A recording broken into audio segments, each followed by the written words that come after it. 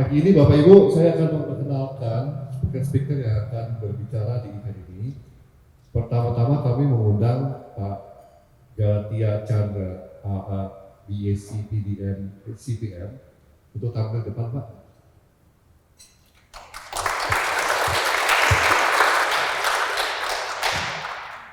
Oke, yang kedua kami mengundang Pak Dr. Tarmizi Hakim, SPBTKP. Pak Tarmizi, silakan Pak.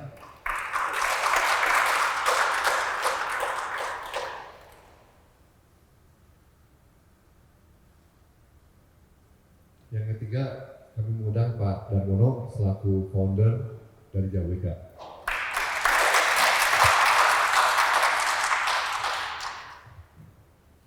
Selamat pagi Bapak-Bapak semua. Sebelum kami memulai seminar hari ini, saya akan membacakan sedikit profil dari Pak Galatia, Pak Dr. Tarmizi, dan Pak Darmono. Pertama-tama Pak Galatia, short profilnya adalah Pak Galatia ini, kalau lihat title-nya oke, cukup banyak ya. Jadi nanti mungkin boleh sharing Pak Galatia. Title-nya ini bidangnya apa aja Pak? Yang kedua, Pak Galatia ini banyak pengalaman Bapak Ibu semua. Jadi salah satunya profesional experience-nya di PT Activo Indonesia Sukses sampai hari ini Pak ya. Sebelumnya di PT Halsen Laboratories, dan sebelumnya di Kalbe International PT Ltd, sebelumnya di PT Sanofi Pasteur, dan mungkin Bapak memulai karir di PT Host Marion Rose Indonesia Pak Galatia. Terima kasih Pak, profil yang luar biasa Pak. Yang kedua, profil dari Pak Dr. Tarmizi Hakim Pak. Jadi Pak Dr. Tarmizi Hakim ini lulusan dari Fakultas Kedokteran Universitas Indonesia. Pak Tarmizi ini spesialisnya di bedah jantung, bedah vaskuler, dan non-kardiak thorax. Jadi mungkin kan boleh sharing Pak. Jadi Pak Dr. Tarmizi Hakim ini adalah salah satu dokter bedah jantung pertama di Indonesia Bapak Ibu semua. Luar biasa. Jadi dan sekarang terima kasih Pak Tarmizi menjadi senior advisor medical city di JWK. Jadi dengan pengalaman Pak Dr. Tarmizi ini mudah-mudahan hari ini dapat sharing Pak Dr. Tarmizi. Nah, yang ketiga kami perkenalkan Pak Darmono. Jadi Pak Darmono ini salah satu founder dari Chairman dan JWK Group. Di tahun 1999 Pak Darmono membangun kawasan industri di JWK, dan banyak sumbangsi Pak Darmono termasuk di salah satunya situs warisan budaya UNESCO, Seni Borobudur, Seni Prambanan, dan lain-lain. Terima kasih Pak Darmono kali berseri Pak mengenai juga. Oke, tanpa berlarut-larut, pagi ini saya akan mempersilahkan Pak Galatia dulu Pak, pertama-tama. Mungkin topiknya hari ini yang menarik adalah bahwa kita akan mendiskusikan atau sharing mengenai apa itu healthcare 4.0, di mana nanti akan kita akan bahas juga sharing dari mungkin Pak Darmono dan Pak Tarmizi Hakim mengenai medical city di JWK. Ya Pak, jadi pertama-tama silakan Pak Galatia untuk sharing mengenai healthcare 4.0. Tes.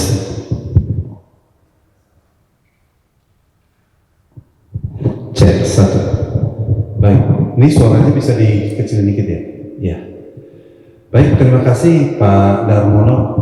Jadi sebenarnya saya awalnya bincang-bincang sama beliau karena beliau ada Presiden University, ada Fakultas Kedokteran. Jadi saya bilang Fakultas Kedokteran itu perlu sebenarnya mengenal perubahan-perubahan yang terjadi di dunia healthcare. Karena sekarang healthcare itu memasuki healthcare 4.0. Tapi banyak orang-orang di Indonesia ini yang masih belum begitu kenal. Saya sebenarnya memulai karir saya tahun 1988, jadi 35 tahun yang lalu. Jadi saya memulai karir saya seorang matrek di Hoops. Kemudian berkembang terus sampai akhirnya saya pindah ke Taipei untuk jadi country manager di Vietnam. Jadi sejak 17 tahun yang lalu saya berkiprah di dunia internasional, kemudian pindah lagi ke Harsen sebagai Global Marketing Director. Lama-lama saya pikir mungkin sudah saatnya saya mengembangkan perusahaan saya sendiri. Jadi saya sebagai CEO Activo sekarang. Activo adalah health tech company yang pertama di Indonesia yang mengembangkan healthcare 4.0. Baik, saya mulai karena waktu yang terbatas. Disrupsi ini selalu terjadi, ya. Terjadi di berbagai industri, termasuk juga di industri kesehatan. Kalau kita lihat belakangan ini kita lihat telemedicine atau telehealth itu menjadi penting ketika COVID itu terjadi. Manusia dipaksa untuk kita menerima yang namanya telehealth. Jadi itu dipercepat dengan adanya COVID. Tapi kita lihat sekarang ada Internet of Things, ada new teknologi, ada machine learning, segala macam, dan ini mengubah kedokteran di Indonesia. Oleh sebab itu, pertanyaan saya adalah sekarang, apakah dunia kedokteran sekarang itu semuanya masih relevan? Atau mungkin beberapa hal itu harus berpikir karena terjadi perubahan-perubahan teknologi yang ada. Nah ini menjadi ini. Kita lihat, ini sejak tahun, sebetulnya ini di Forbes ini ini memang 2023 ya, AI dan disruption of healthcare ini udah terjadi. Tapi kalau kita perhatikan, di China itu sebenarnya ini udah terjadi di tahun 2019, bahkan di tahun 2020 ini China big tech company itu memulai untuk melakukan disrupsi di dunia kesehatan. Sementara di Indonesia kita nggak melakukan apa-apa. Jadi kita sebenarnya udah ketinggalan berapa dekade dibandingkan negara-negara seperti China. Jadi oleh sebab itu, itulah sebabnya makanya kenapa kita sekarang mempunyai suatu perubahan sehingga dari tahun 2020 itu sudah terjadi healthcare 4.0. Indonesia kita belum, ya. Kita nggak menyadari bahwa sekarang ada new hands, ada tangan baru. Kemudian kita ada new brains, ada otak baru yaitu AI. Ada tangan baru namanya robot. Jadi ada robot, ada AI yang kita nggak sadari bahwa ini adalah menggantikan beberapa fungsi-fungsi yang ada juga di dunia kesehatan. Saya akan kemukakan berikutnya. Nah, ini salah satu di dalam inpatient technology advance, ya. Jadi ada beberapa kemajuan di dunia inpatient teknologi. Misalnya contoh ada Spira sekarang. Ada smart hospital, nah ada medical card, ada Internet of Things, ada nursing robot, ada smart pharmacy. Yang Indonesia kayaknya satu pun belum ada, ya. Jadi oleh sebab itu ini barusan ada HIMSS, ada pameran kesehatan di ISBSD baru-baru ini, ya. Jadi itu banyak rumah sakit juga sekarang mulai alert bahwa terjadinya perubahan-perubahan teknologi ini. Jadi kalau kita lihat, pertama adalah kalau kita bicara mengenai Spira. Spira ini adalah patient infotainment. Jadi smart patient infotainment remote assistant namanya begitu, ya. Jadi kalau kita lihat, kalau dari mulai pasien itu masuk, kemudian dia rumah sakit, ya. Jadi dia aware dulu, kemudian bikin appointment, registrasi, kemudian dia di OPD care, sampai ke hospital admission. Nah, sampai dia terakhir dia keluar dan berobat rawat jalan kembali, maka sebetulnya Spira ini mengambil bagian ketika dia berada di rumah sakit, kira-kira gitu. Jadi dia apa sih yang namanya Spira? Spira itu adalah smart patient infotainment yang dihadirkan dengan menggunakan unbreaked. Jadi itu bisa sambil tidur, kira-kira pasiennya dia bisa lihat gitu, ya. Nah ini memudahkan karena misalnya dia bisa connect ke WA, ke WhatsApp. Jadi sehingga dia bisa katakanlah berbicara dengan family, ya, dengan mudah, dengan sarana dari TV yang gampang bisa di touch screen, ya. Kemudian juga bisa juga dia lakukan komunikasi melalui Zoom 3 arah gitu, ya. Jadi dokternya di tempat yang lain, keluarganya diundang pakai link, ya, mereka bisa berbicara tentang situasi pasiennya.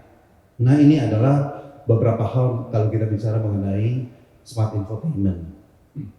Jadi Spira ini sebetulnya dia mengubah beberapa pain point dari pasien ya, katanya boring kalau di rumah sakit, maka ada entertainment, ada boring dengan makanan, selection menunya bisa dipilih, kemudian takut dengan rumah sakit, hospital information ada di situ. Nah, belum ada rumah sakit itu yang katakanlah kalau pasien masuk itu dikasih tahu dulu, nih kalau ada kebakaran, misalnya dia harus larinya kemana, akses pintunya gimana gitu ya.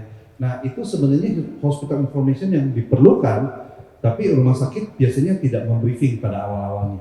Semua bisa masuk di dalam Spira ini. Gitu. Yang lebih terpenting lagi adalah dia bisa katakanlah diketahui dengan patient satisfaction survey pada akhirnya. Itu kira-kira mengenai Spira. Lalu ini ada smart pharmacy ya.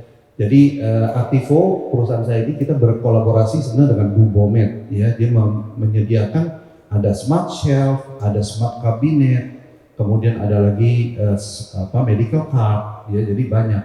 Nah ini salah satu contoh dari NCID ya yang ada di Singapura. Jadi kalau kita perhatikan di sini ada shelf itu semua menggunakan teknologi weight sensor namanya. Jadi semua itu kan ada Jolly Box yang kuning, warna kuning itu Jolly Box kita sebutnya. Nah Jolly Box itu bawahnya itu weight sensor semua. Jadi sehingga begini, kalau obat kita ada 10 strip di situ, kita ambil satu, maka si sistem dia akan memberitahu bahwa kamu ngambil satu strip gitu. Kalau kita ambil 2 strip, dia akan kasih tahu itu kamu ambil 2 strip. Jadi kalau dia harusnya ambil 1 strip, tapi dia ambil 2 strip, si sistem dia akan kasih tahu bahwa kamu kelebihan ngambil. Atau kalau misalnya dia harus ngambil Duricef, dia salah ngambilnya Velocef gitu ya. Maka si sistem juga kasih tahu, kamu ambilnya Velocef bukan Duricef.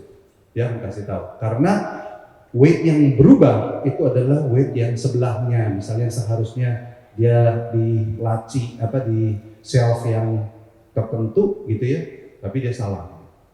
Dan sekarang lebih nggak pusing lagi karena kenapa? Karena dia ada kalau di sini ya. Itu ada lampu, kalau kita lihat ujung shelfnya itu ada lampu. Lampu itu adalah lampu menunjukkan warna farmasisnya. Jadi kalau ada 10 farmasis, ada 10 warna berbeda. Jadi kalau dia misalnya katakan ada resep yang harus dia take care, dia pencet aja resep ini. Kemudian saya farmasisnya Galatia Chandra, saya RFID saya tempel. Maka langsung shelfnya nyala. Berarti obat saya ada di situ gitu. Begitu saya menunjuk ke shelf yang gang itu, maka lampu-lampu LED yang memang obat yang harus saya ambil, itu udah nyala semua, hijau, udah saya tinggal ambil aja. Jadi kemungkinan salah dalam memberikan obat itu hampir tidak ada lagi salah. Nah, sekarang rumah sakit itu banyak berlomba-lomba sebenarnya pakai begini gitu ya. Di Indonesia, kalau misalnya ada yang pertama, itu adalah menjadi mungkin tonggak sejarah di Indonesia. Karena di Indonesia ini saya udah keliling, bahkan rumah sakit yang paling mewah di Jakarta, hampir 20 rumah sakit yang saya puterin, saya masuk ke farmasinya, nggak ada satupun juga yang pakai ini, nggak ada. Jadi ini akan menjadi terobosan baru di Indonesia kalau seandainya memang ada. Nah ini, padahal ini penting untuk patient safety, tapi Indonesia belum mengadop ini. Nah inilah healthcare 4.0. Kemudian kalau kita lihat ini adalah salah satu rumah sakit ortopedik yang terbesar di China, namanya Jisuitan. Nah Jisuitan ini kalau kita lihat dia punya item itu hampir 100.000. Jadi kalau kita bayangin kalau ortopedik itu kan bendanya kecil-kecil semuanya dan itu dari platinum, harganya mahal dan harus diamankan gitu. Nah oleh sebab itu makanya teknologinya menggunakan RFID. Jadi semua kita tempelin pakai stiker RFID. Nah dengan begitu ketika diambil, dibawa itu ketahuan semuanya. Jadi oleh siapa, jam berapa itu semua terikut. Jadi semua aktivitas yang ada di daerah sini semua itu dikontrol, direcord dengan face recognition, ya kemudian RFID-nya juga direcord. Nah ini adalah salah satu contoh best practice yang ada di Jisuitan.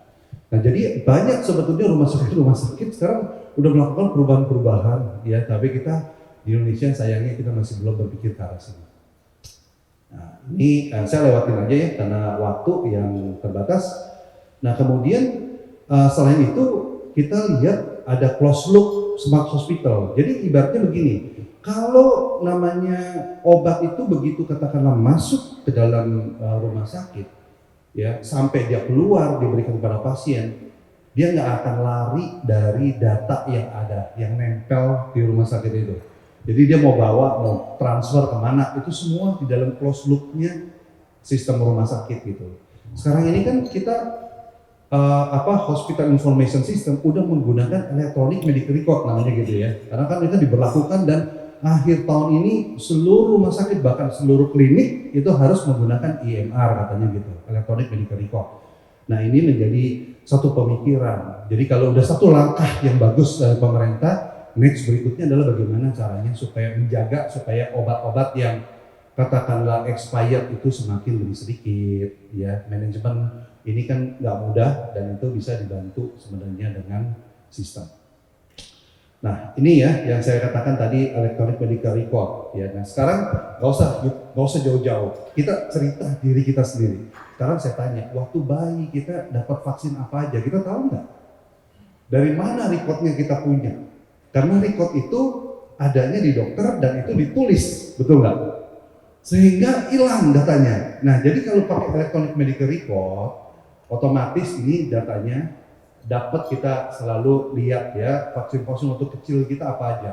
Padahal waktu dewasa itu ada sebagian vaksin itu perlu loh divaksin lagi, kayak misalnya TD gitu ya, tetanus difteri misalnya.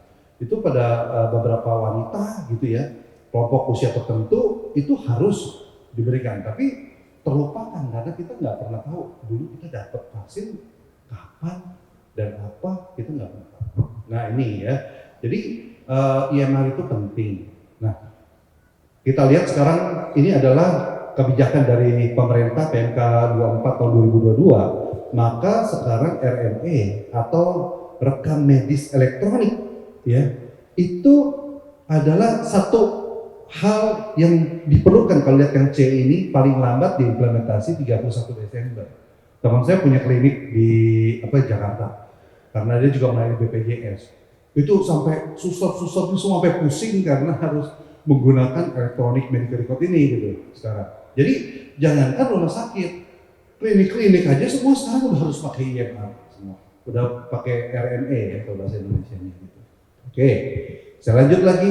Nah menyambut itu, maka sekarang kan berarti dengan kata lain dokter semua harus menggunakan ideologi menggunakan kertas, nggak suruh suster ngikutin dia nyatet gitu kan.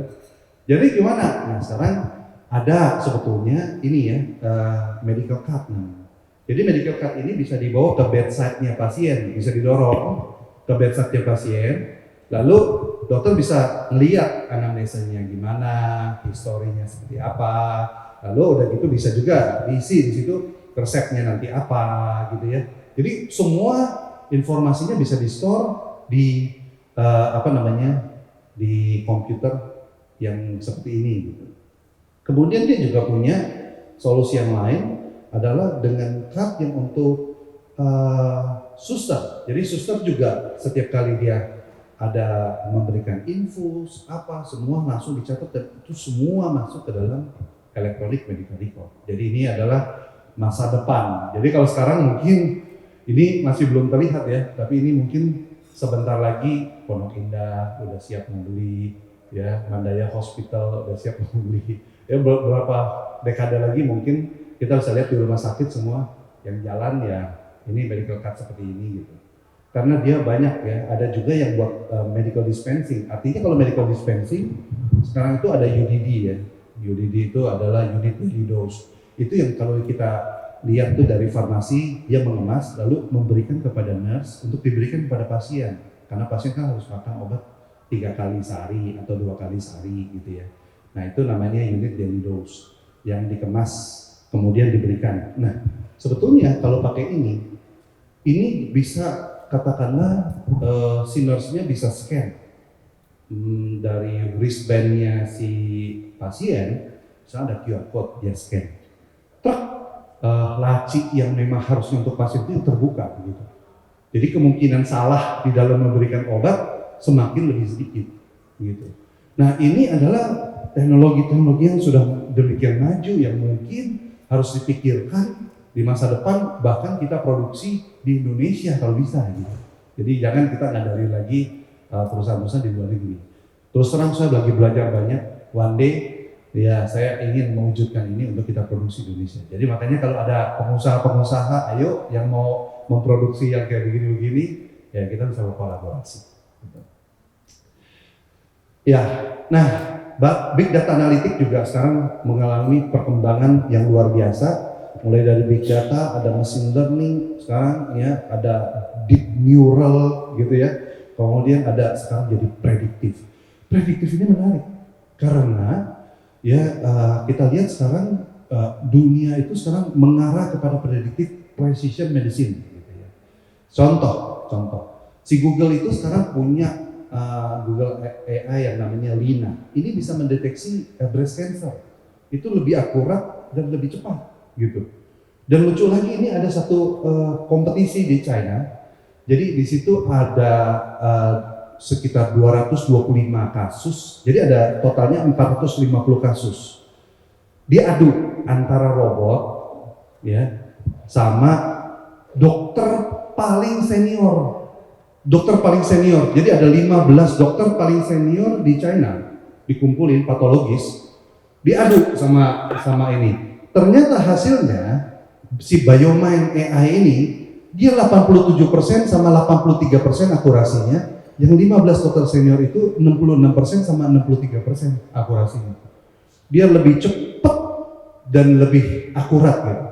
Karena yang fase pertama kalau kita lihat dia 15 menit menyelesaikan tugasnya untuk melihat 225 kasus. Ini 15 menit.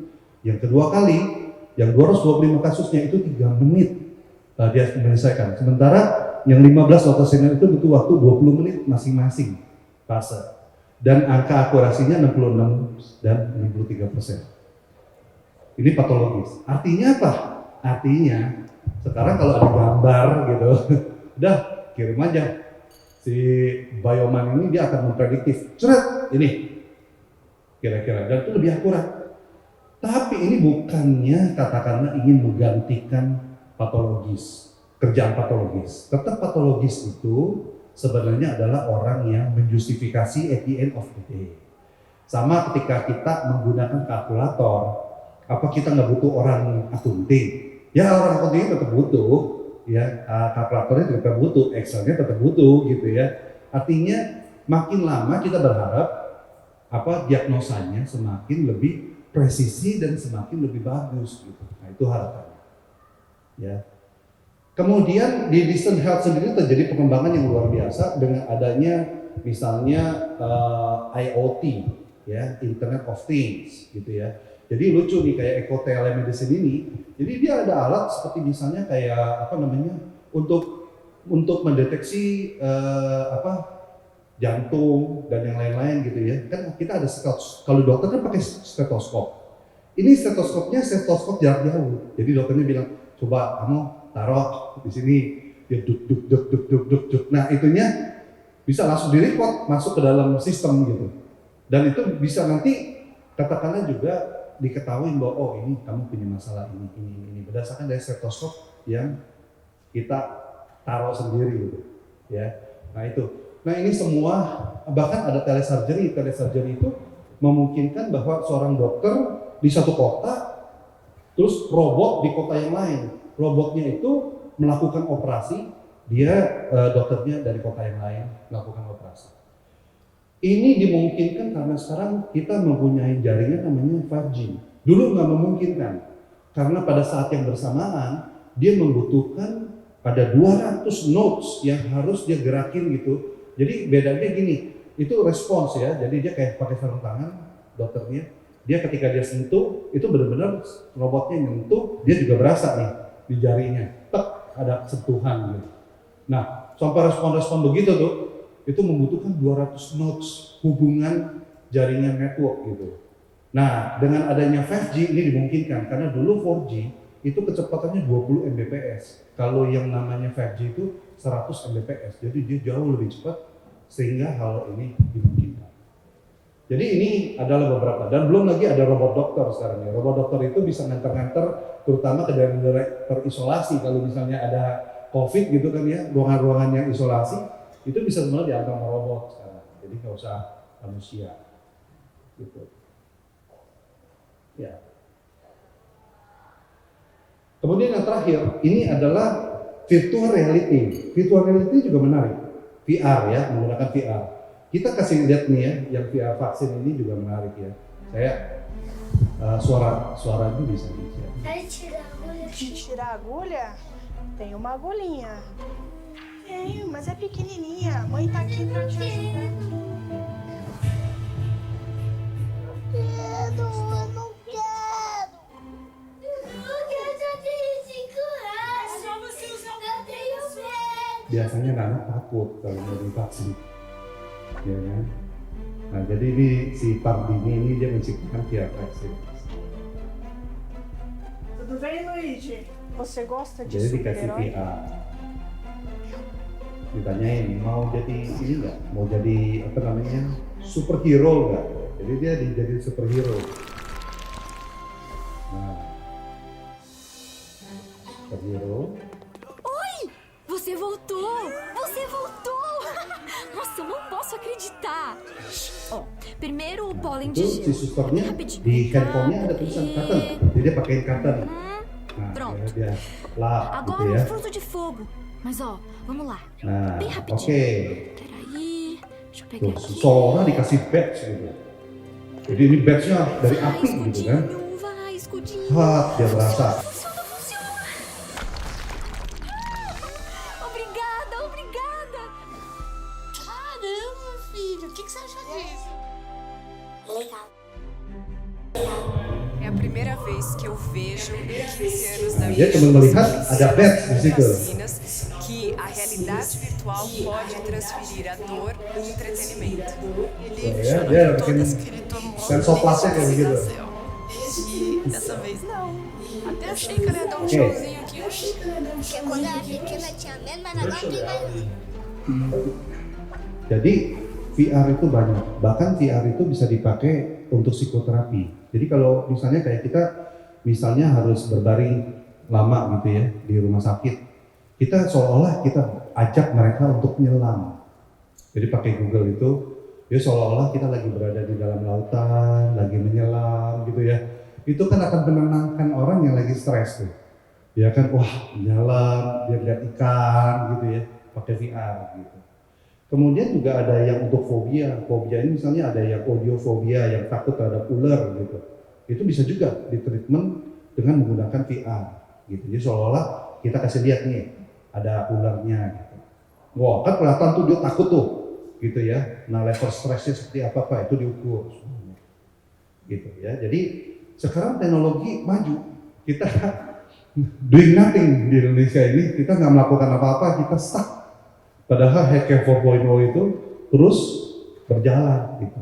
Nah, saya makanya juga menginginkan mari gitu ya, kita sebagai anak bangsa, ayo kita sama-sama saling bahu membahu kita bangun gitu kan Healthcare 4.0 di Indonesia.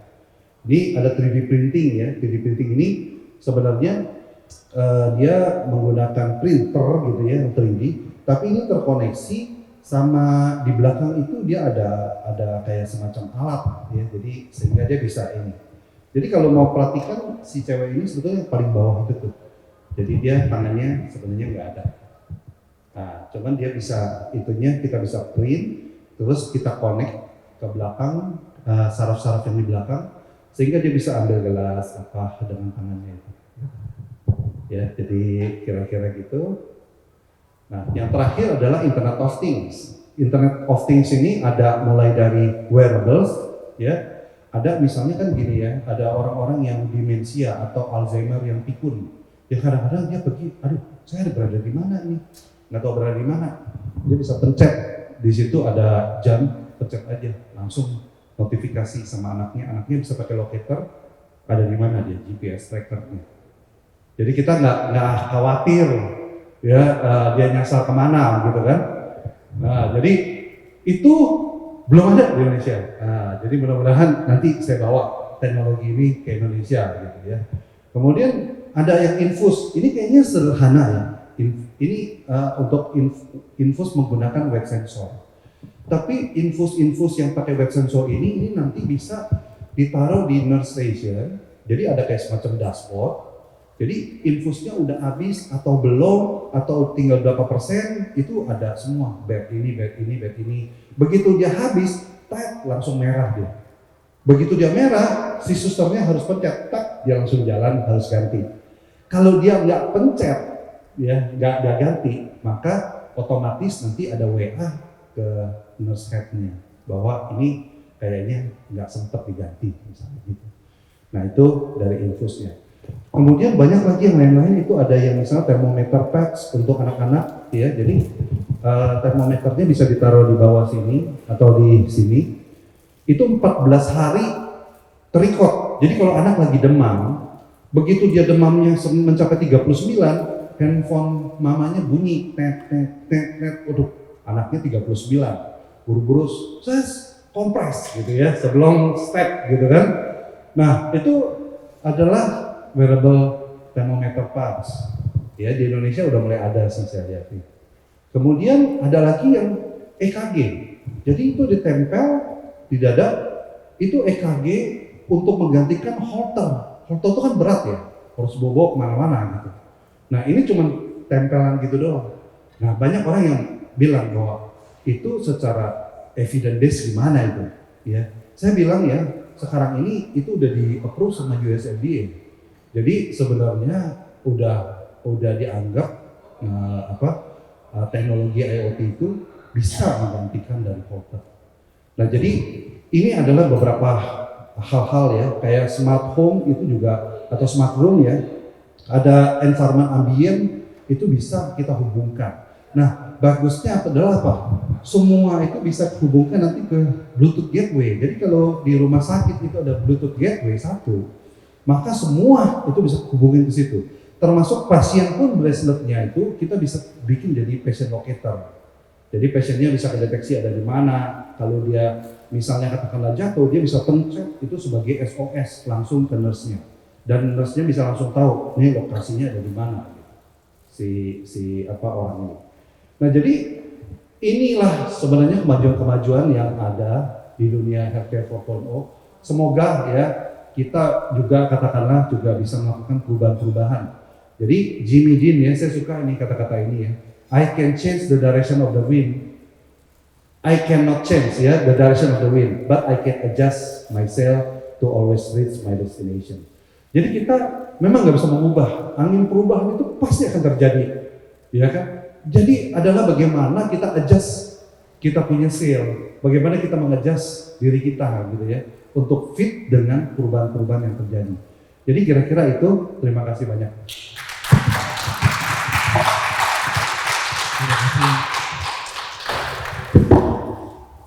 Terima kasih Pak Gatia atas mungkin dari sini Pak.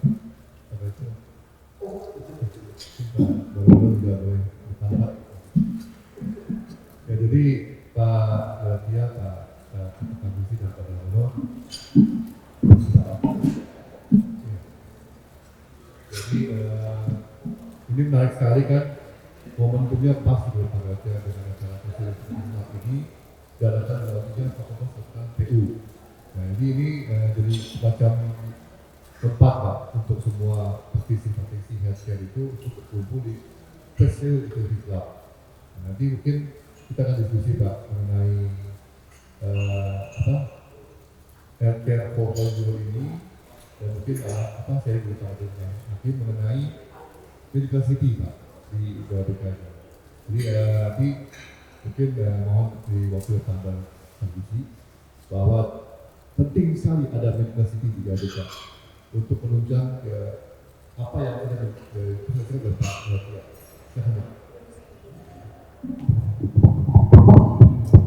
Terima kasih.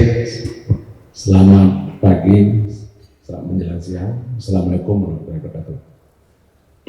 Mengomentari apa yang disampaikan oleh Pak Gatia tadi, saya kira ini suatu breakthrough dalam pemikiran kita ke depan dalam melihat healthcare service yang arahnya kemana. Dan saya kira tepat sekali bahwa memang adanya FKPU adanya FKPU, sayang Pak Dekan nggak ada. Saya kira ini akan merupakan inspirasi. Mungkin semua pembicaraan nanti tiga-tiganya kalau dirangkum akan menjadi inspirasi untuk kemajuan FKPU khususnya dan untuk pendidikan kedokteran umumnya dan untuk kesehatan masyarakat Indonesia secara umum. Saya ada beberapa bagian dari bagian itu ada juga dalam pemikiran saya, mungkin saya sampaikan nanti juga. Kita sudah jauh tertinggal dibandingkan negara-negara tetangga kita yang dekat-dekat saja. Kalau bicara kemajuan, saya kira memang China luar biasa maju. Sekarang dengan Amerika, saya kira mungkin udah bagus, lebih bagusan China sedikit lah, kira-kira walaupun banyak ya. Kenapa demikian? Karena mereka memang sangat energetik dalam pengembangan teknologi. Setiap kita pergi ke China, selalu aja ada yang baru-baru aneh-aneh. Saya pengalaman tahun 90, sekitar 98 atau 2000 kan, saya diundang ke Guangzhou untuk operasi, Dr. Fadila kasih tahu, off-pump bypass surgery. Satu teknologi yang saya salah satu yang menguasai di Asia, dengan satu narasirian dari Thailand, dari India, dan satu lagi dari Jepang. Saya operasi di Guangzhou, wah heboh banget pokoknya. Pada masa itu terus terang kedokteran China itu masih di bawah lah. Kalau di kongres dokter-dokter Cina itu pakai bajunya longgar-longgar, gasnya jelek gitu ya. Terus sekarang terbalik, kita yang jelek dia yang bagus. Operasi dikerjakan, saya tidak bawa alatnya, mereka sediakan. Alatnya reuse, alat yang sudah dia pakai berkali-kali suruh saya pakai. Padahal kalau saya suruh bawa, saya bawa alatnya. Di tengah-tengah jalan patah alatnya. Pasien lagi dioperasi, tapi nggak lama saya bisa teruskan tanpa alat stabilizer itu. Tetapi anehnya operasi kedua alat itu udah dibenerin sama dia, udah di fix. Padahal itu alat dibuat oleh Amerika, stabilizer tadi. Nah sekarang dunia jauh lebih lagi. Kemajuan ini saya kira nggak terhenti dan akan maju terus. Ilustrasi sedikit aja tambahan di luar konteks yang saya untuk ada yang Asia barangkali. Contoh, sekarang sudah di approve FDA untuk melakukan penelitian oleh Elon Musk memasang chip di otak yang dibantu oleh komputer artificial intelligence robotik yang fungsinya akan sangat membantu fungsi manusia tadi. Tapi sudah di-approve untuk dicoba, belum dijual. 4 hari yang lalu ada yang namanya Chan Zuckerberg Initiative yang didirikan 2016. Sekarang dan 4 hari lalu mereka mendeklar akan memulai proyek identified cell, sick cell and healthy cell di tubuh kita yang akan bisa dipisahkan sehingga dikatakan oleh Mark tahun 2100, lama masih, mungkin dia juga udah nggak ada sebenarnya, akan ada penemuan ini akan menghasilkan nggak ada lagi orang sakit karena siksanya langsung dibuang. Tapi membuat computing system yang hebat, ada 1000 JEP yang dipakai dan biayanya katanya akan sangat luar biasa, tapi hasilnya akan sangat luar biasa. Coba kalau kita hidup sampai 2100 nggak mati-mati. Jadi kembali ke ilmu ini saya kira nggak selesai. Mungkin nanti yang paling penting di kita FKPU mungkin lebih mengarahkan kepada sisi yang future teknologi barangkali. Tentu aja banyak kiat-kiat yang harus dibuat dan Pak kalau saya mudah-mudahan bisa membantu nanti itu mudah-mudahan banyak yang bisa dibuat. Saya kira itu aja sebentar. Terima kasih. Assalamualaikum warahmatullahi wabarakatuh. Terima kasih Pak Kapolri. Sebenarnya yang masih mengenai ini kan sebenarnya nanti kita masukin tahun politik di mana kita juga perlu kesehatan seperti tadi saya cakap banyak apa ya kemajuan di teknologi. Diharapkan dengan adanya apa namanya kemajuan di peralatan medikal ini akan menunjang kita punya aktivitas lebih juga ya Pak Habibie ya. Jadi mungkin kita mohon dari Pak Darmono mengenai apa namanya sharing Pak untuk tahun ini dan bagaimana University ini akan menjadi wadah juga bagi Specialty Club dan terutama fakultas kedokteran University. Mohon arahnya Pak Darmono.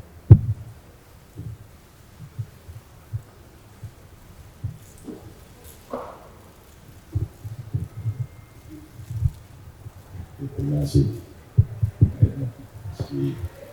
Di sini di forum ini banyak tokoh-tokoh Bangladesh adalah Menteri Kesehatan Ibu Siti Fadilah, Profesor Budi Supandi, Pak Saleh Serang itu satunya Jamu Indonesia. Jadi sebetulnya ide Pak Gracia tadi ini memang perlu ditanggapi bagaimana secara serius dapat dilaksanakan. Memang kalau dilihat dari dulu juga Indonesia selalu ketinggalan. Karena sejak pengaruh Barat masuk ke Timur itu kan merubah tatanan kesehatan. Kalau dulu kita kan kalau sakit ke dukun Pak. Jadi dan lebih banyak mungkin sifatnya preventif, misalnya makan minum jamu dan hidup sehat ya Pak. Terus kemudian lebih mengutamakan mungkin barangkali kalau orang Jawa budi luhur itu penting sekali. Sedangkan Barat itu kemudian masuk dengan teknologi, dengan sains yang semuanya itu harus serba kasat mata bisa dilihat dengan panca indera. Sedangkan kita di Timur kemudian karena mungkin belum begitu mengenal dengan sains, maka lebih kita menyerahkan diri kepada kekuasaan alam. Jadi sebenarnya kita ini orang-orang Timur ini kan lebih religius, sedangkan orang Barat ini kan memang sangat mengutamakan otak. Jadi sains itu menjadi penting. Nah begitu sains masuk ke Asia ini, ya kita semua harus import, mulai dari pendidikannya juga harus import dari Barat, kemudian barang-barang medis juga harus import, semuanya harus import. Dulu yang dukun bayi terkenal itu jadi nggak laku. Tapi kalau kita pikir sekarang, kalau punya anak perempuan Pak Gracia akan melahirkan di desa ini, ada dokter baru lulus dari UI, yang satu ini dukun bayi udah 30 tahun, Bapak mau serahin yang mana? Inilah fakta di mana negara kita itu sebetulnya memang tertinggal ya, karena catch up dengan 1000 tahun Eropa lebih dulu dalam bidang sains ini, ya tentu kita kedodoran.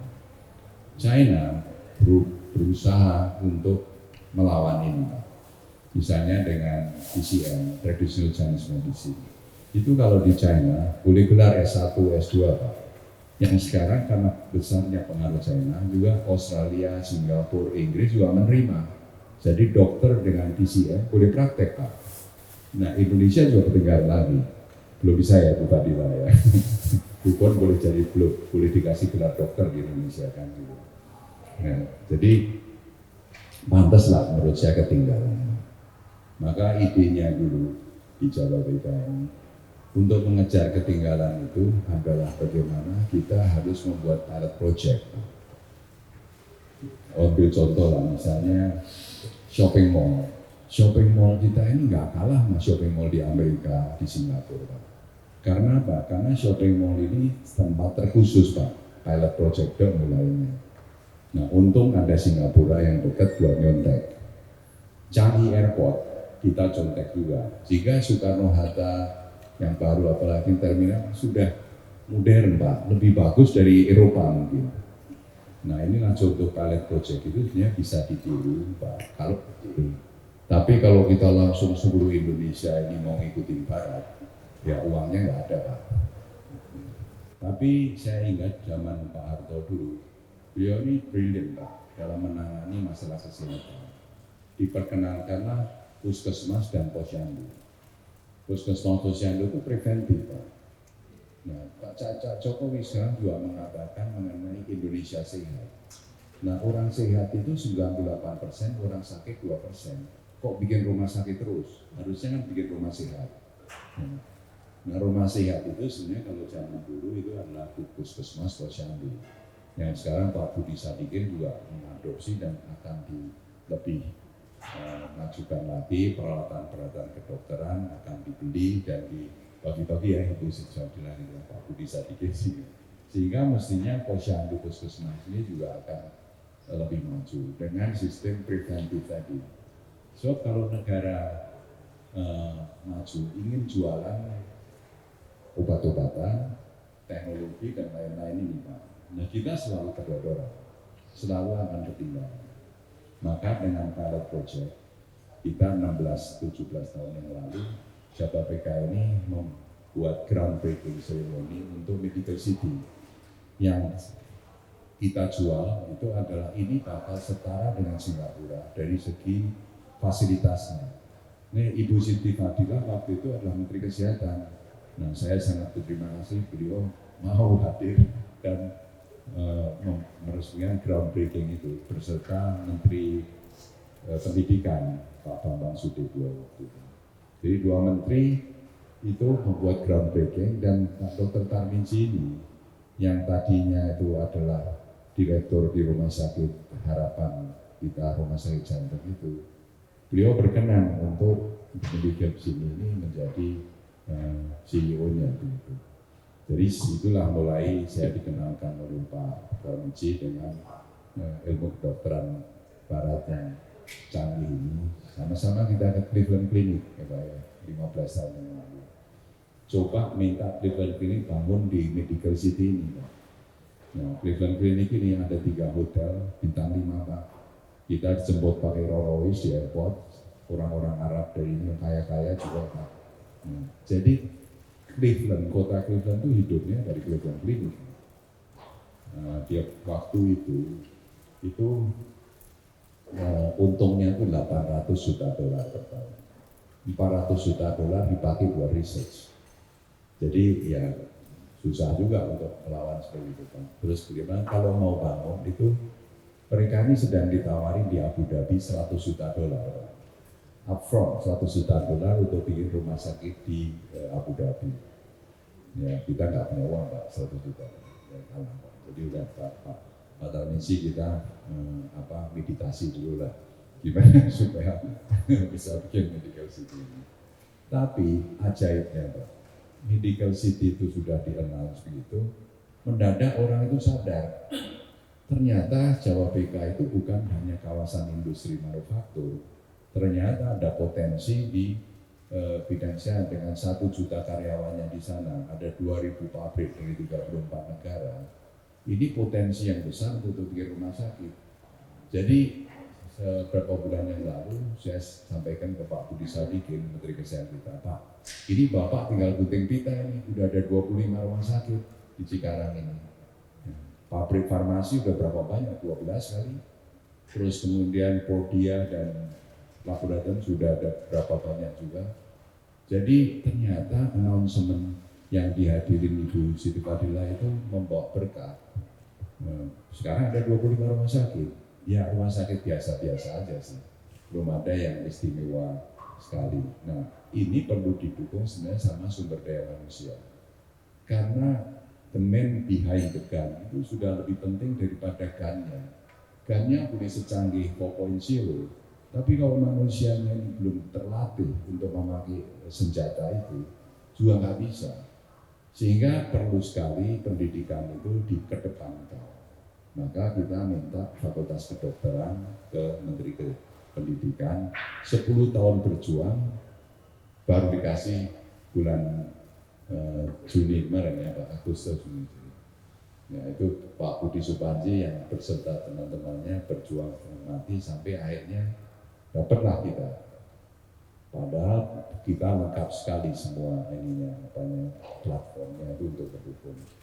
Ada ribuan expatriate yang pergi ke Singapura atau ke negaranya masing-masing untuk check up. Masa check up aja harus kembali ke negara? Ini check up dulu aja boleh di Cikarang. Nah kemudian untuk mendukung 4.0 ini juga kita perlu teaching hospital. Teaching hospital ini kan nggak murah Pak Malaysia. Nah kalau saya bilang ayo kita maju sama-sama, mungkin kalau boleh minta tolong Pak Malaysia, ayo kita bikin konsorsium Pak. Mungkin KB Pharma diajak, perusahaan-perusahaan lain diajak, ayo kita bikin teaching hospital yang 4.0 atau malah 5.0 Pak. Ya. Tanpa kerjasama kolaborasi sulit Pak membuat teaching hospital yang first class ini.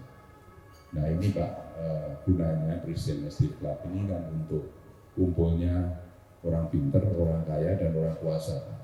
Supaya bisa mengeluarkan regulasi yang tepat, yang pasti menguntungkan dan didukung akademisi bahwa ini adalah untuk kepentingan rakyat kami. Sebab kalau tidak ada akademisi sini cuma pengusaha dan penguasa yang ketemu, yang terjadi adalah kolusi dan korupsi Pak. Tapi kalau ada akademisi akan menjelaskan kepada masyarakat bahwa ini kepentingan rakyat kami. Itu gunanya ABG ini kumpul Pak. Sebab tanpa kumpulnya ini sulit. Di sini ada juga Gus Wahid yang bisa mewakili pemerintah dan sifat akademisi sebenarnya setengah pemerintah setengah akademisi. Nah Pak Gracia mungkin bisa mewakili juga dari orang-orang pintar Pak yang konsultan, intelektual, yang profesional yang tangguh. Nah kita coba untuk dalam forum seperti ini mungkin bentuklah sindikat-sindikat Pak, sehingga bisa terjadi satu hal yang istimewa. Ada Pak Charles Serang ini yang juga sangat agresif dalam melakukan industri jamu, karena memang cucunya ya harus terus dikain neneknya lah itu dia. Ya, jadi jamu ini kan tradisional yang akhirnya bekerja sama dengan Cina bisa menjadi satu kekuatan Indonesia. Tapi ini sendiri masih dihalang-halangi dalam peraturan ya. Jadi sebetulnya pilot project atau pembangunan Slim Medical City itu mestinya untuk Indonesia datang dan orang asing juga. Sedangkan rakyat kita yang umum itu sebetulnya harus diarahkan ke preventive medicine. Ya makan jamu, hidup sehat, makan jangan ya Pak, supaya jangan terjadi obesitas ya. Nah, hidup sehat itu yang harusnya digalakkan. Biar bagaimana kalau tetap mengambil obat-obatan dari barat, peralatan barat, ya biaya kesehatan tetap tinggi lah. Apalagi udah pakai AI, pakai robot, makin tinggi aja biaya ini. Dan ini tidak cocok untuk rakyat kita pada umumnya. Jadi harusnya dibangunlah rumah-rumah sehat atau wellness center, tempat meditasi, yoga yang bisa dikombinasi sebagai satu tempat untuk sebetulnya recharge. Nah ini juga peraturan ini perlu dibuat oleh pemerintah. Misalnya perusahaan itu diharuskan karyawannya itu harus pergi setiap setahun itu misalnya 2 minggu untuk ke wellness center dan jangan dimasukkan sebagai cuti. Jadi cutinya 2 minggu tambah lagi 2 minggu untuk perawatan kesehatan. Nah jadi resort-resort kayak Jababeka punya Tanjung Lesung jadi laku Pak, karena bisa ke sana untuk wellness center 1 minggu. Di sana harus ada seminar seperti ini supaya nggak bosen Pak. Jadi pengobatan itu kan tidak hanya badan saja, raga kita harus body, soul, and mind. Nah, ini harus dirawat dengan baik-baik ya Pak Bianto kan. Tapi soulnya harus dikasih makan juga, mindnya juga. Mind ini selalu ingin cari ilmu pengetahuan. Jadi dalam 1 minggu tinggal di Tanjung Lesung itu sebetulnya bisa memperoleh penambahan pengetahuan, mendengarkan kuliahnya Pak Gracia Chandra ini kan menambah pengetahuan.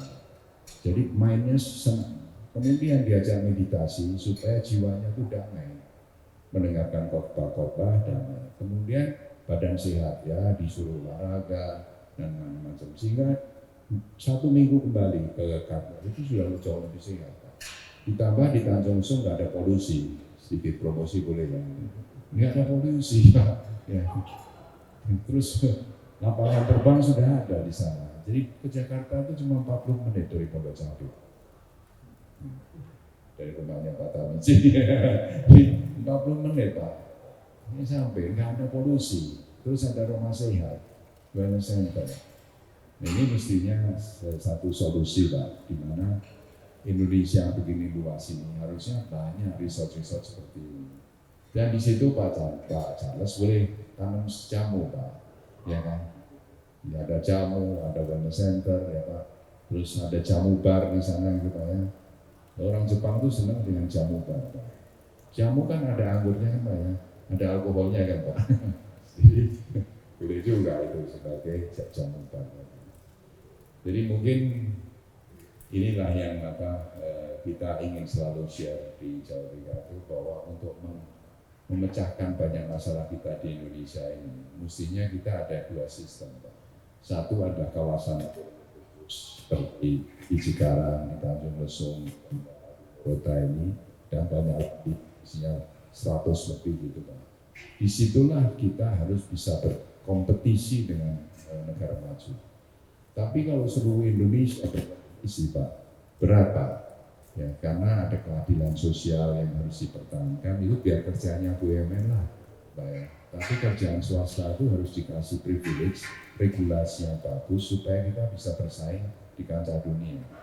Jadi kalau teaching hospital dikasih dengan regulasi menarik, pengusaha semua mau konsorsium bantu, itu pasti menguntungkan Pak.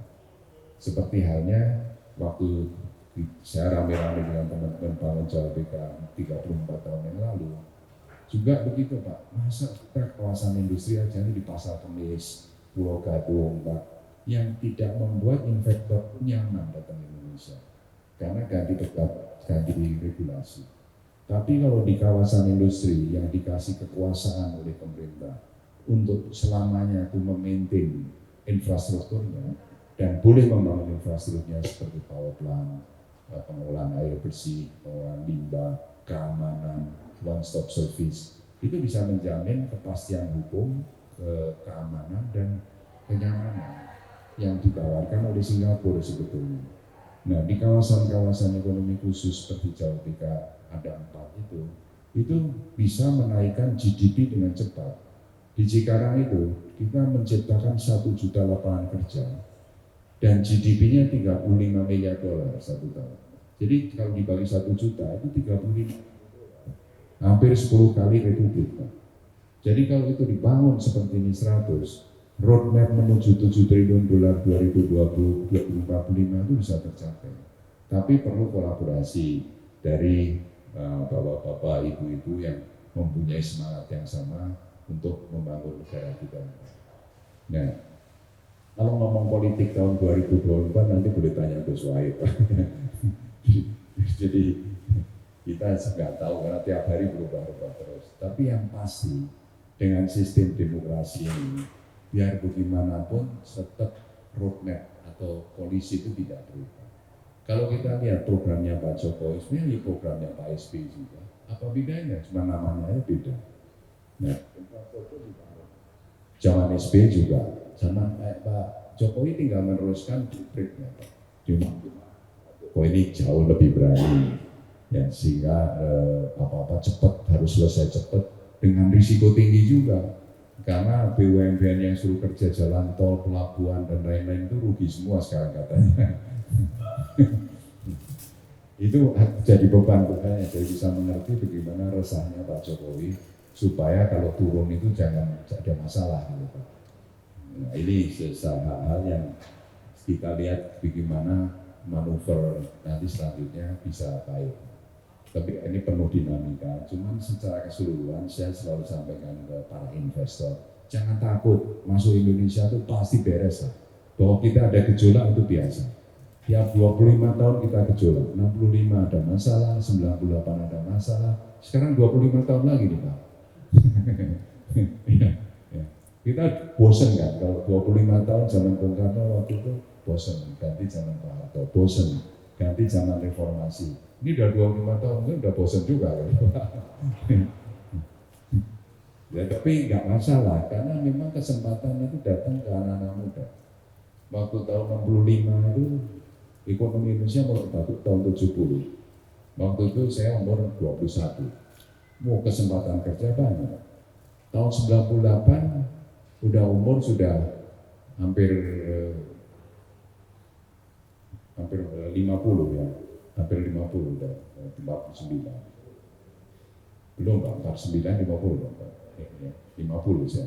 50, wah tangguh kan, udah pengalaman cukup, justru ambil kesempatan tahun depan. Nah, orang-orang yang sekarang pegang peranan itu yang lahirnya itu kira-kira tahun 50 sampai 60. Pak. Itu yang tahun 98 ambil kesempatan. Nah, sekarang udah tua-tua ini. Nah, yang ambil kesempatan lo ini ada berubah. Ya yang umur 40-an, nggak tahu Pak Kerajaan umur berapa. 40 ini yang ambil kesempatan. Tahun apa kalau ini ada gejolak-gejolak. Tapi akan maju terus. Indonesia akan maju terus dengan segala macam perubahan itu ya maju. Sebab presiden kalau nggak berani ambil risiko kayak Pak Jokowi ya nggak maju-maju juga. Ya. Tapi ya risiko itu ada dan ya kita harus menghargainya dan membantu supaya bisa tetap negara kita maju. Karena infrastruktur yang sudah dibangun harus dimanfaatkan. Kalau dimanfaatkan jadi beban negara. Beban negara beban kita juga. Tapi itu jadi intinya 4.0 atau teknologi yang baru itu mestinya diaplikasikan di tempat-tempat seperti kawasan ekonomi khusus dan itu dibutuhkan kolaborasi dari APD tadi supaya bisa terlaksana. Ini mungkin kita sering seminar seperti ini tetap ujungnya untuk menyampaikan hal-hal ini supaya kita bisa berkolaborasi dari semua pihak sehingga bisa betul-betul secara nyata memberikan kontribusi kepada negara dalam penciptaan lapangan kerja dan pendidikan. Kalau kita mengeluh terus ya cuma mengeluh aja Pak. Tapi kalau di sini kita bicara harusnya ada action dan implementasi. Saya kira itu Pak Rudi, terima kasih. Terima kasih Pak Darmono. Jadi memang kalau saya boleh sharing Bapak Ibu semua, di dalam Jabeka Medical City itu sudah komplit fasilitasnya. Dari rumah sakit yang international hospital, ada shopping mall medicalnya, ada ruko-rukonya juga, ada apartemen.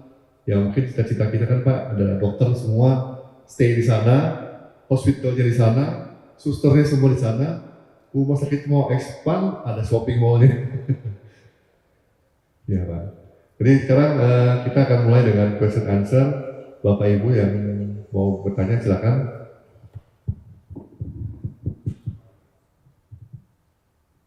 Oke, baik Pak. Jadi mungkin ada yang Bapak Ibu yang mau bertanya. Oh,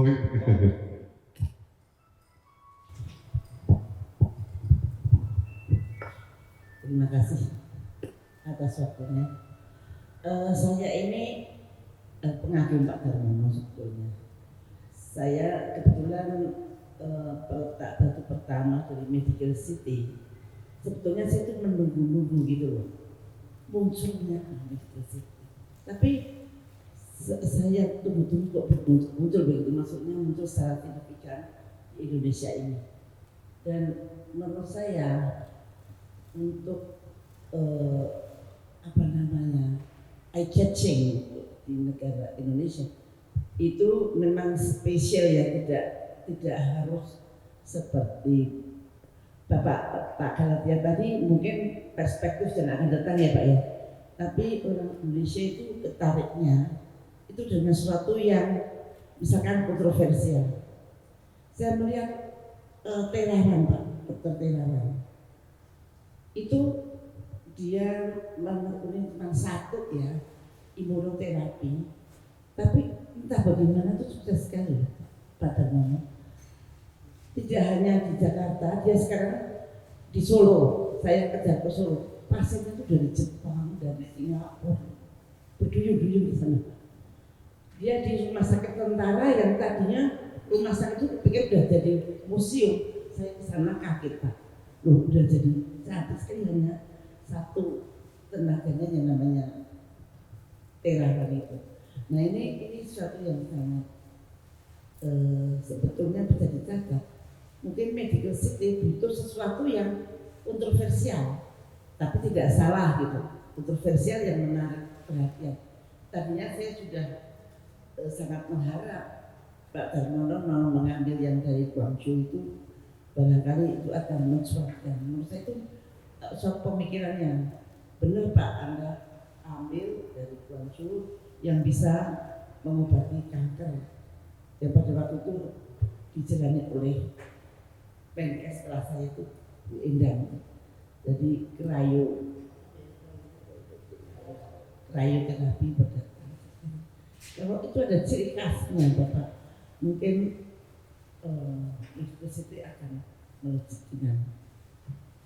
dengan ini. Saya lihat dengan yang konvensional, yang biasa-biasa saja, misalkan Santosa itu hampir bersamaan saya meletakkan batu pertama, hampir bersamaan kalau tidak salah, dan sekarang mereka sudah sangat maju menurut saya. Pak Yahya Sambe.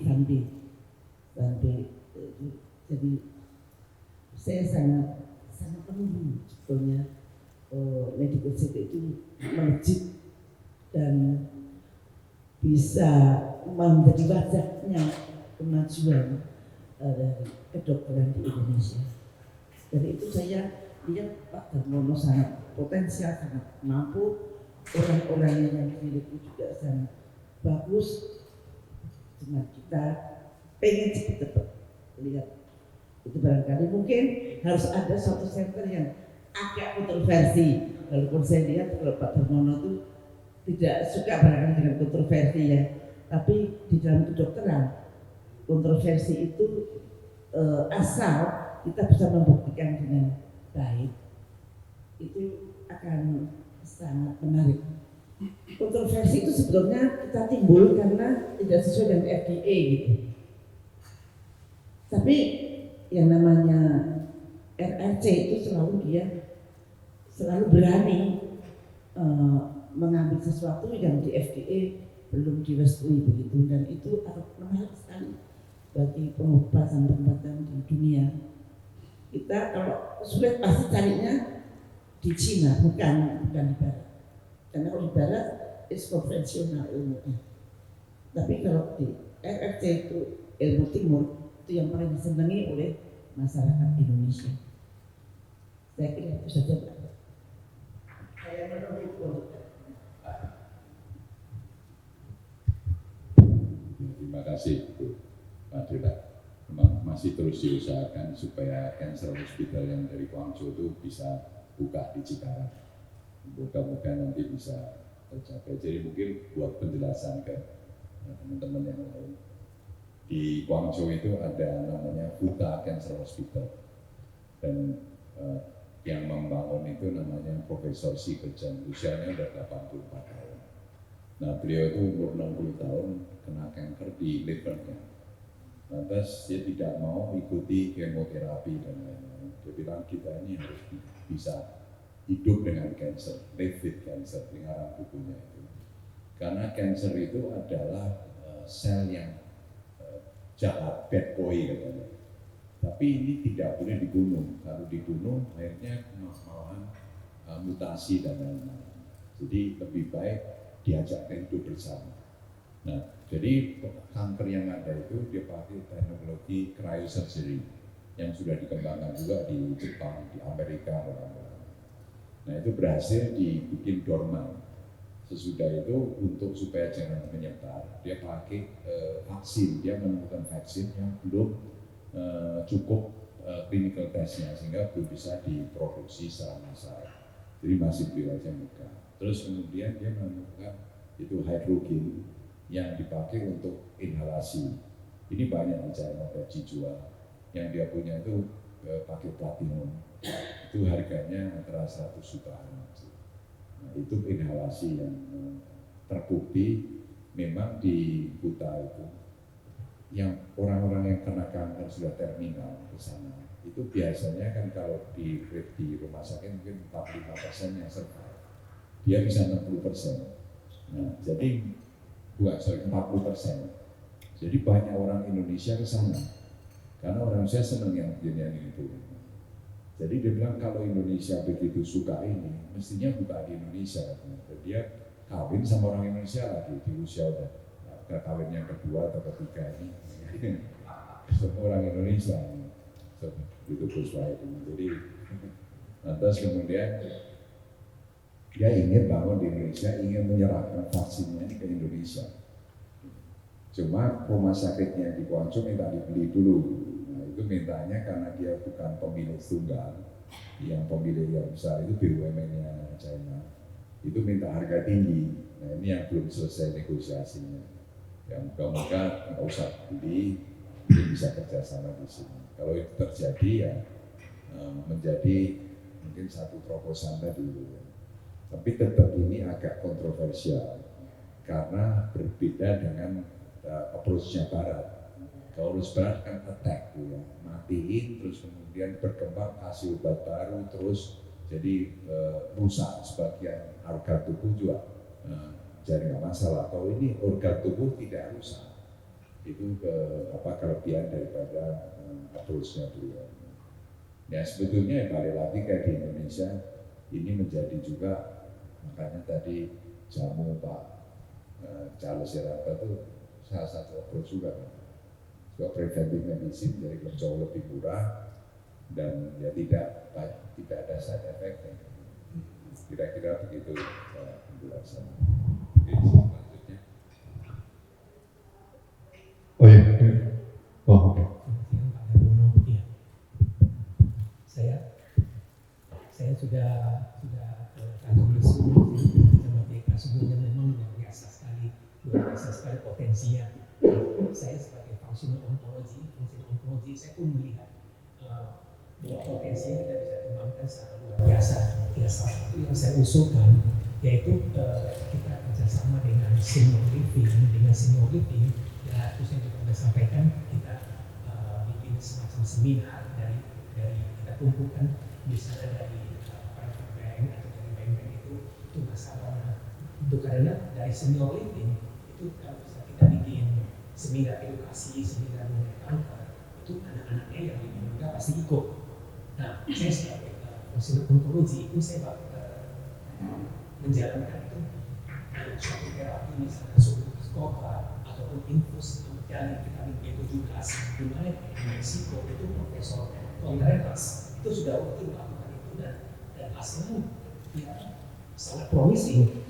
Nah, jadi di sini saya undang teman-teman semua di sini, kalau bisa kita bahu-membahu semua, coba bagaimana kita bikin itu satu standar resep healing yang ada terapi itu sebelum obat infus galin vitamin B17 dengan ozon ataupun apa yang mungkin di sini ada protamizin, ada dia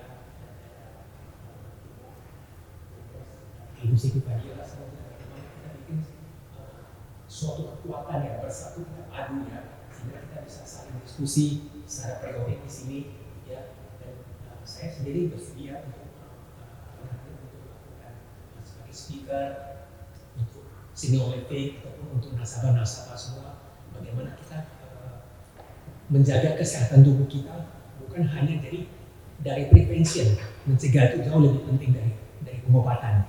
Saya rasa itu. Silakan Pak. Ya baik, menarik sekali ya. Saya pertama kali melihat medical city itu di Filipina, Pak Darmo. Jadi saya sempat ke rumah sakitnya dan saya melihat ya medical city yang di Filipina itu agak sedikit berbeda. Karena mereka itu konsepnya adalah seperti apartemen yang dijual kepada dokter. Jadi spesialisasi itu banyak sekali di Filipina. Jadi mereka itu bisa satu lantai itu misalnya ada katakanlah 20 dokter itu semua spesialisasinya hampir sama semua. Internis semua. Ya. Tapi tetap aja semua pasiennya aneh gitu. Karena memang sebenarnya kita harus berpikir bukan tempatnya yang penting. Kadang-kadang bagaimana pemasarannya itu penting. Saya ketemu Pak Sandiaga Uno kan sekarang lagi juga menggalakkan mengenai medical tourism. Karena di Indonesia ini medical tourism itu wacananya udah lama, tapi nggak pernah kelihatan cukup efektif nih untuk menarik katakanlah di mana-mana. Saya bilang kita kesalahannya adalah karena kita nggak pernah melakukan pemasaran.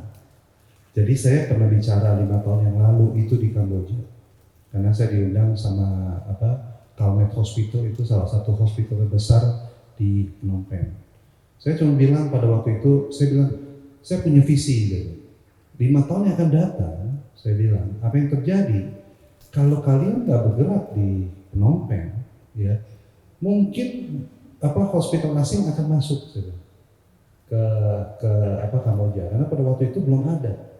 Dan apa yang terjadi adalah semua orang di Kamboja, kalau dia punya uang, dia pergi, kalau nggak ke Thailand, dia pergi ke Singapura untuk berobat. Sisanya adalah orang-orang yang nggak mampu berobat di Phnom Penh.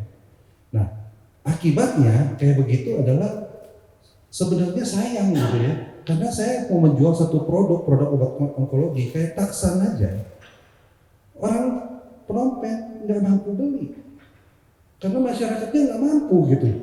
Yang tersisa kemana masyarakat yang mampunya? Mereka berobat di Thailand, mereka berobat di luar negeri.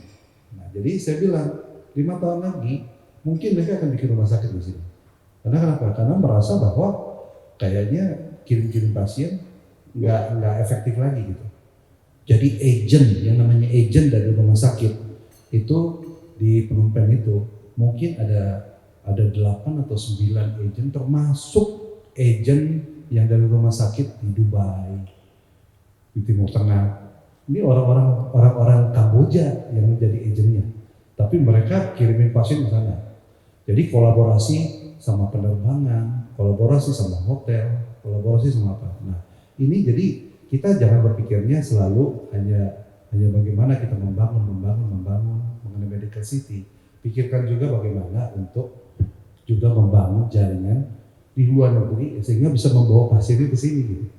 Konsep tadi yang Pak Darmono ngomong mengenai when the East meet the West itu sangat menarik banget ya. Jadi kita jangan berpikir hanya konsep westerner gitu kan, dengan healthcare 4.0 gitu kan, kemajuan teknologi, tapi kita melupakan bahwa sebenarnya ada sudut East-nya kita yang memang juga harus kita angkat gitu. Jadi cuman masalahnya adalah misalnya kayak jamu juga harus melalui proses standarisasi. Jadi jangan sampai misalnya kalau hujannya itu turun lebih banyak, kualitasnya menjadi lebih rendah. Kan kayak itu semua harus dilakukan standarisasi dan lain-lain. Jadi harus juga mengikuti pola modernisasi juga. Jadi itu kira-kira inputin beberapa. Terima kasih Pak Dalatia. Mungkin ada yang mau bertanya lagi? Silakan. Baik, terima kasih. Assalamualaikum warahmatullahi wabarakatuh. Saya Wana Rani dari RSCM, sudah pensiun Prof, namun sekarang masih di FKUI. Pertama tentu buat Pak Darmono, saya banyak belajar sekali dari pertemuan hari ini, betapa visi misi yang besar tadi, dan beliau juga sebagai risk taker ya, berani mengambil satu keputusan penting untuk kemajuan di bidang kedokteran, khususnya 4.0. Dari yang saya pahami, Prof dan Pak Darmono, untuk robotik dan visual reality kita sudah ada di Indonesia, alhamdulillah, baik di RSCM maupun di rumah-rumah sakit swasta. Untuk pasien-pasien paraplegi, hemiplegi karena stroke, kemudian juga visual reality juga sudah untuk kita sudah jalankan juga. Jadi lumayan sudah ada Pak Darmono dan Prof. Kemudian yang kedua tentang wellness dan prevention tadi yang disebutkan pembicara sebelumnya, memang sekarang eranya adalah bukan terapeutik lagi ya Prof, namun kita ke prevention. Dari pemerintah juga sekarang rencananya akan dimasukkan di BPJS untuk prevention, jadi medical check up demikian ya, karena sekarang misalnya penyakit tidak menular atau non-communicable disease yang bisa dicegah sekarang ini tinggi dan usianya muda-muda. Hipertensi di perdesaan juga sudah banyak ini data dari Riskesdas, Riset Kesehatan Dasar. Nah, terkait dengan tadi wellness, maka saya kebetulan sekarang di Indonesian Wellness Master Associasi. Jadi kita coba melihat pencegahan dan juga melihat kepada hasil-hasil budidaya dari jamu-jamu ya, supaya itu bisa dimanfaatkan. Paling tidak orang kita dulu mengenal, kemudian nanti saya setuju dengan Pak Darmono, kita harus menjaga orang kita jangan pergi keluar. Tetapi kita juga harus membuktikan bahwa kita juga mampu, kita juga bisa. Jadi wellness and medical tourism saya kira kedepannya akan insya Allah akan maju. Ya, yang sudah maju sekarang di Thailand, sebetulnya sama-sama kita 10 tahun yang lalu, cuman kita jalan di tempat Pak Darmono. Sudah sampai di Kemenkes, sudah ada MOU 3 Menteri Perindustrian, Menkes dan Menparekraf 10 tahun yang lalu, namun belum terrealisir ya, mungkin beda dengan di Thailand. Jadi setuju saya, the man behind the gun-nya juga menjadi penting sekali gitu ya. Teorinya sudah ada, nah mesti punya orang-orang seperti Pak Darmono barangkali yang bisa menjadikannya. Kemudian yang ketiga, bicara tentang caregiver, bicara tentang lansia, jumlah lansia terus meningkat termasuk di Indonesia. Kita akan menjadi negara kontributor lansia terbesar, 5 besar di dunia. Jadi kalau kita bisa mau healthy aging, maka tadi preventionnya from the beginning gitu ya, akhirnya ujungnya bisa healthy aging. Maka kita perlu lagi tadi wellness ya, dan wellness dan rehab center. Kemudian juga kita memerlukan caregiver yang mampu nanti menjadi pendamping dari para lansia kita, di mana anak-anaknya mungkin dua-duanya bekerja. Jadi harus ada juga caregiver yang terlatih ya. Kemudian yang keempat tentang kerja keras, betul sekali, untuk merubah atau menginginkan sesuatu. Kita bisa meniru Cina, tadi disebutkan oleh para penanya, namun kita juga bisa meniru India. Kebetulan mantu saya dokter mata sedang fellow di India. Di India itu terkenal, dia ada Arafin Hospital ya, kasih kita tahu kerja keras ternyata. Kerjanya dari Senin sampai Sabtu, Prof. Dari jam 7 sampai jam 7. Liburnya cuma hari Minggu. Nah, mungkin kerja keras ini juga barangkali harus menjadi suatu yang kita titik beratkan kalau kita mau tadi 4.0, mau wellness and medical tourism, mau menarik orang Indonesia nggak berobat keluar, termasuk kita menarik orang-orang luar yang berobat ke sini. Jadi saya kira ini perlu visi misi besar, perlu orang-orang besar. Saya mendukung, mudah-mudahan program ini berhasil. Terima kasih. Wassalamualaikum warahmatullahi wabarakatuh. Terima kasih Pak Saril. Boleh Pak. Ya, saya kira ini Dr. Wana, namanya Wana Rani. Saya tadi diskusi sedikit ya. Saya kira memang kekurangan dari pelayanan kesehatan di Indonesia adalah perhatian terhadap fisioterapi, dan wellness center termasuk bagian dari fisioterapi. Kalau kita lihat di negara Commonwealth, di Singapura ya, jumlah fisioterapi wellness center itu 100 lebih. Di Indonesia, Jakarta mungkin 5 juga nggak ada contohnya. Dan ini sangat penting sebetulnya, karena ini suatu modifikasi dari jenis pengobatan yang harus ke rumah sakit atau harus dilakukan sesuatu. Tapi juga untuk suportif. Sebagai contoh misalnya kalau saya dulu di Australia, itu fisioterapis itu merupakan bagian integral dari pelayanan rumah sakit 24 jam. Ya. Kalau saya operasi, pasiennya batuk-batuk, banyak berdiat. Kalau di kita mungkin antibiotik, lalu kalau kurang mempan tambah lagi antibiotiknya, kalau kurang mempan 3 kali macam 4 macam antibiotik tambah anti jamur. Kalau di luar sana fisioterapisnya nantang saya, ya dok, give me 2 days. 2 days pasiennya pulang. Karena apa? Karena fisioterapinya beneran bagus. Jadi riak-riak itu dikeluarkan sama sekali, inhalasi terapi, chest physio dan lain-lain. Tapi manifestasi lebih lanjut barangkali memang kebijakan. Kalau misalnya fakultas kedokteran kita mempunyai atensi terhadap bidang ini satu kekhususan yang saya kira berdampak. Karena dampaknya besar, ekonomi besar, dan pelayanan kesehatan juga akan besar. Di kita segala sesuatunya masih dilayani oleh perawat dan fisioterapisnya tidak berperan banyak. Saya kira usul yang bagus ya supaya diorangkan para fisioterapis atau institusi fisioterapis itu. Kalau saya pernah sakit kaki, pergi ke fisioterapis, bayarnya mahal kan, $125. Yang periksa fisioterapis, yang mengobati fisioterapis, sampai sekarang sembuh. Ya. Saya tahu caranya supaya saya nggak sakit kalau jalannya. Alhamdulillah. Tapi dokter nggak ngerti. Contoh satu lagi, ini contoh saja. Saya ditabrak mobil,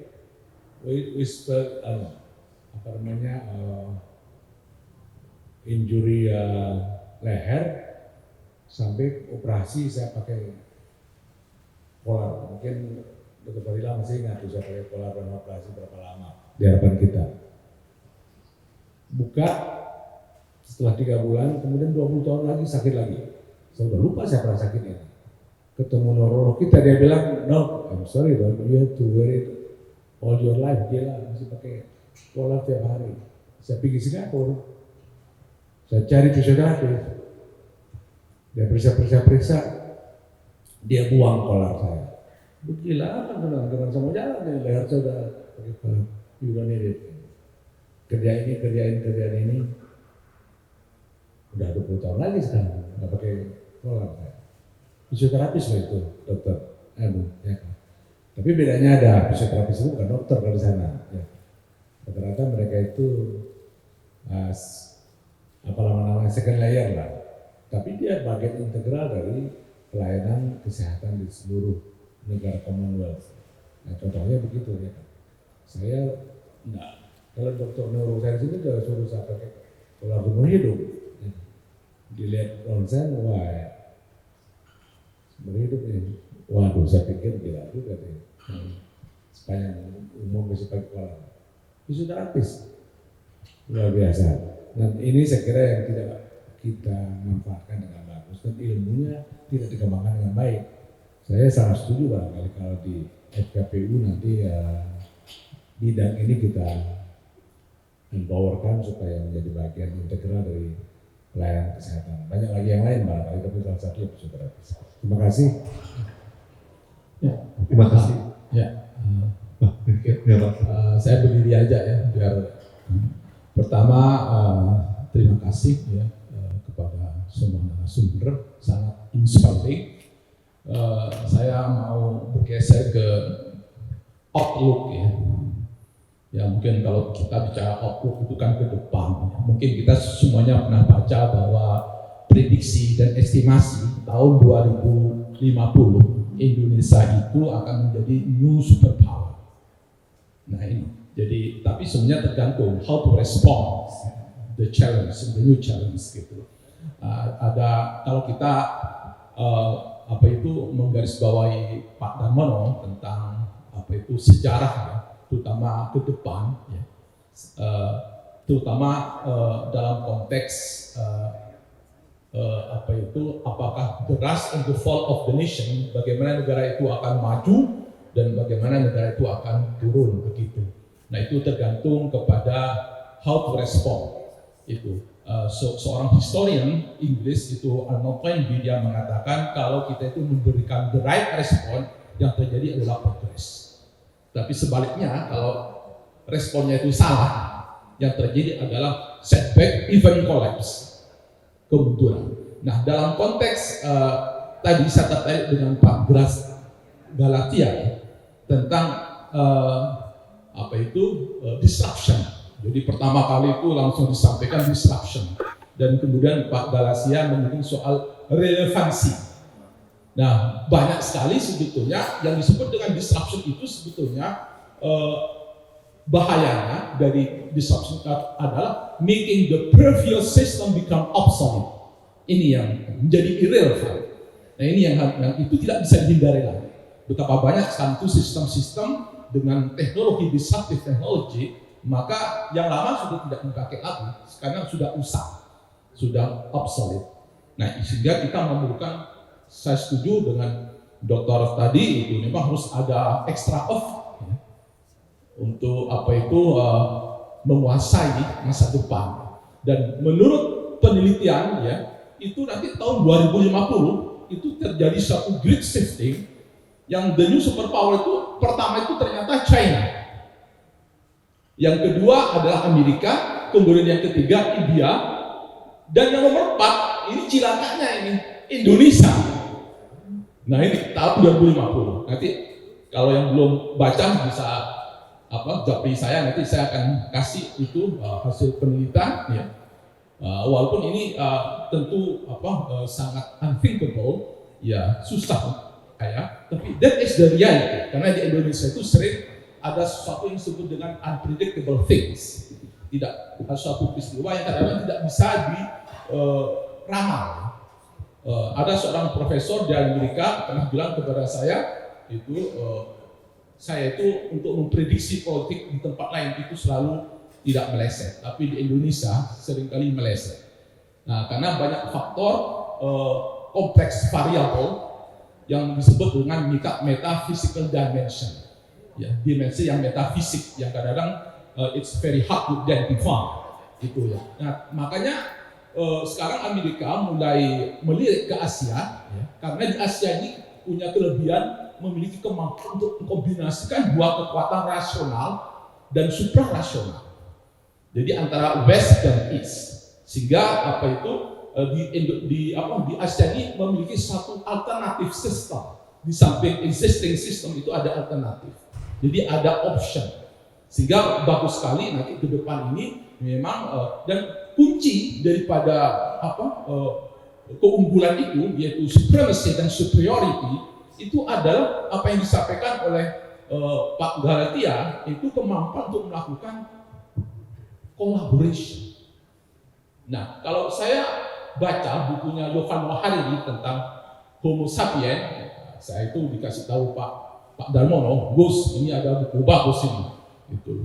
Nah, setelah saya kebetulan ke luar negeri, saya beli buku itu, Homo sapiens, itu saya baca, ternyata ada yang memang apa yang disampaikan oleh Pak Darmono itu betul, yaitu kelemahan kita itu adalah memiliki psychological barrier, cultural barrier untuk melakukan kolaborasi, terutama kolaborasi yang bersifat masif, artinya total, yaitu lahir dan batin. Jadi betul-betul ini yang perlu menjadi satu great warning kepada kita.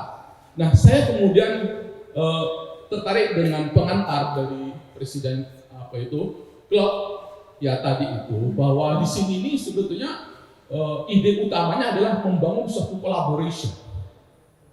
Karena untuk great ideas, grand ideas itu hanya bisa wujudkan kalau betul-betul culture massive collaboration ini itu bisa menjadi menjadi budaya baru ya, dalam konteks disruption era ya, dan disebutkan oleh Pak Galasia.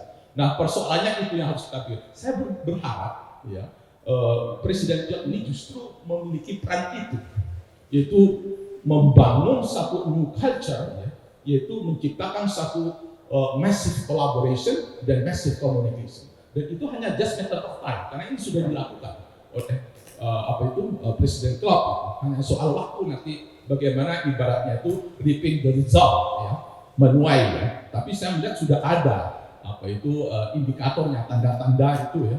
Jadi akan terjadi suatu pergeseran. Jadi mungkin one day itu Jababeka menjadi center of excellence.